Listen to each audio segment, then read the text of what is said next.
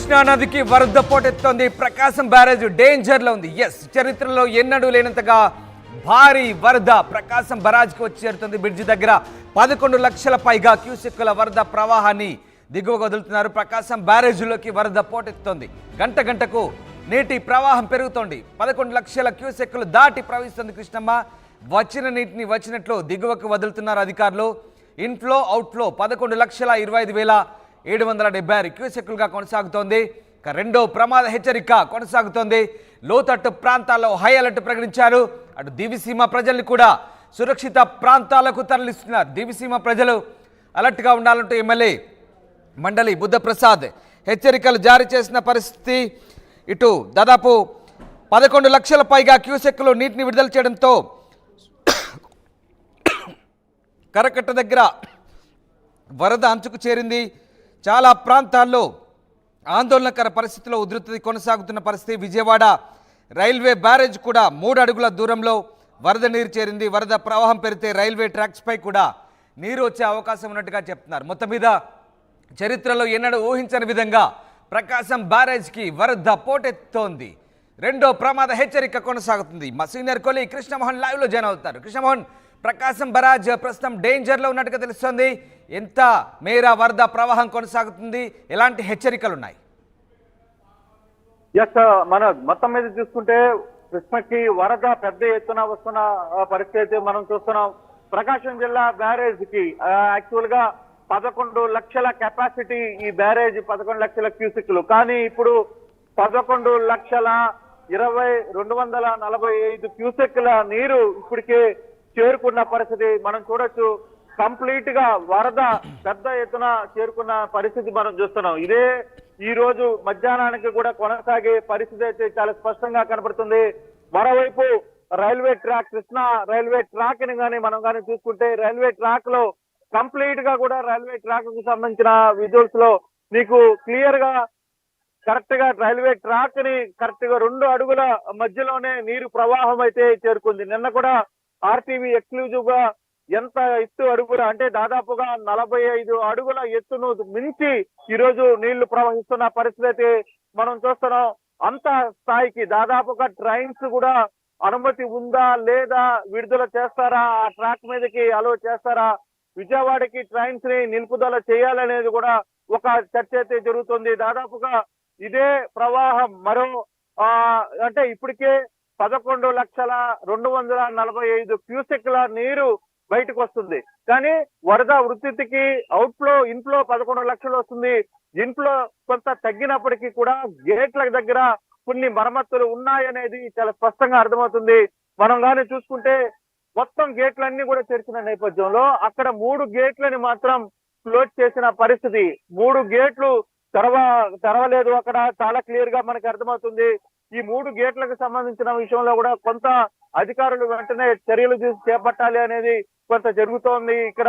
కానీ పెద్ద ఎత్తున కూడా ఆ వరద అయితే బయట ప్రాంతాల నుంచి కృష్ణమ్మ తల్లి ఒడికి చేరుకుంటున్న పరిస్థితి.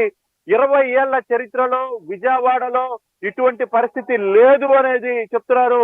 నిన్నటి దాకా వర్షం లేదు, కానీ ఈ రోజు ఉదయం నుంచి కూడా విజయవాడలో మళ్ళీ వర్షం పడుతున్న పరిస్థితిని మనం చూస్తున్నాం.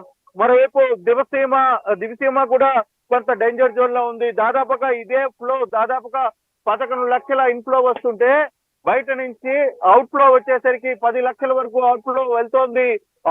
10 లక్షల అవుట్ ఫ్లోకి దాదాపుగా దీని చుట్టూ ఉన్న గ్రామాలన్నీ కూడా ఇక్కడి నుంచి బయటకు వెళ్లే పరిస్థితి అయితే కనబడుతున్నాయి. వాటి అందరినీ కూడా సురక్షిత ప్రాంతాలకు తరలించాలని చెప్తున్నారు.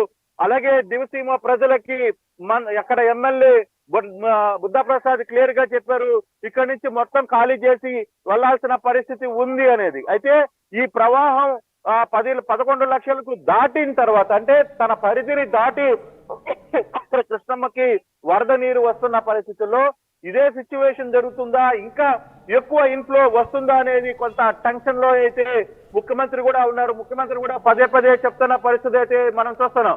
సో ఆయన కూడా ఉదయం నుంచి అధికారులతో రాత్రి 3 గంటల వరకు కూడా ఆయన లోతట్టు ప్రాంతాలన్నీ కూడా పరిశీలించిన పరిస్థితి అయితే ఉంది. ప్రతి ఇంటి దగ్గరికి ఆయన వెళ్లే ప్రయత్నం అయితే చేశారు. ఇప్పుడు అధికారులతో పూర్తి కూడా సమీక్ష చేస్తున్నారు. పెద్ద ఎత్తున వాహనాలన్నింటినీ కూడా విజయవాడ కలెక్టరేట్ కార్యాలయం దగ్గరికి తీసుకుని వచ్చిన పరిస్థితి.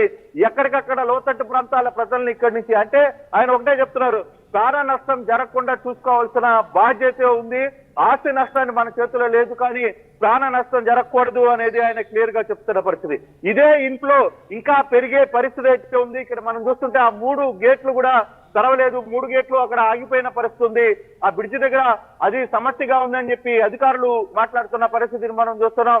ఆ 3 గేట్లకు సంబంధించి వ్యవహారంలో కూడా ఇప్పటికిప్పుడు అధికారులు వాటిని తెరిచి ఇంకా అవుట్ఫ్లోని కొంత వేగవంతం చేయాలనేది ఆలోచిస్తున్నారు. కారణం పరిమితి మించి వరద పరిస్థితుంది. ప్రకాశం బ్యారేజీ 11 క్యూసెక్ల వరకు తట్టుకోగలదు. ఎగ్జాక్ట్లీ కృష్ణమోహన్, 11 లక్షల క్యూసెక్ల పైగా వరద పోతోంది. ఇప్పటికే కరకట్ట అంచుల వద్దకు చేరుకుంది.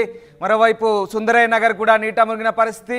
ఇటు రైల్వే ట్రాక్ దగ్గర కూడా అప్రమత్తంగా ఉండాల్సిన సిచ్యువేషన్ కనబడుతోంది. అండ్ ఓకే, ఓవరాల్గా నెక్స్ట్ వెళ్ళేదంతా కూడా దివిసీమకే, వరదంతా కూడా. సో దివిసీమ పరిస్థితి ఎట్లా ఉండే అవకాశం ఉంది? ఎందుకంటే ఈ వరదంతా కూడా అటు వెళ్తే దివిసీమ లంక గ్రామాల పరిస్థితి దారుణంగా ఉంటుంది, మనం గతంలో చూసాం. సో ఎలాంటి అలర్ట్స్ ఉన్నాయి అక్కడ? డెఫినెట్లీ రాత్రి నుంచి కూడా లంక గ్రామాలని పూర్తిగా కూడా అప్రమత్తం చేసిన పరిస్థితి ఉంది. మనం లంక గ్రామాల ప్రజల్ని చంద్రబాబు స్వయంగా రిక్వెస్ట్ చేశారు, మీరు అక్కడి నుంచి ఎంత త్వరగా బయటకు వస్తే అంత మంచిదని.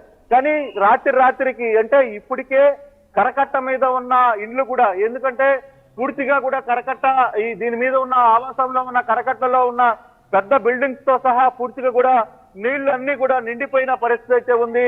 అక్కడ మంత్రి సత్యనారాయణకు సంబంధించిన ఏదైతే ఆశ్రమం ఉందో ఆశ్రమంలో కూడా చాలా మంది ప్రజలు ఉన్నారు. అక్కడ పూర్తిగా కూడా మనిషి లోతు నీళ్లు వచ్చాయనే సమాచారం కూడా అందుతోంది. సో ఇటువంటి పరిస్థితుల్లో ఇక్కడ లోతట్టు ప్రాంతాల్లో ఉన్న ప్రజలందరినీ కూడా సురక్షిత ప్రాంతాలకి తరలించాలనేది పెద్ద ఎత్తున ఆ ప్రభుత్వం అయితే చేపడుతుంది.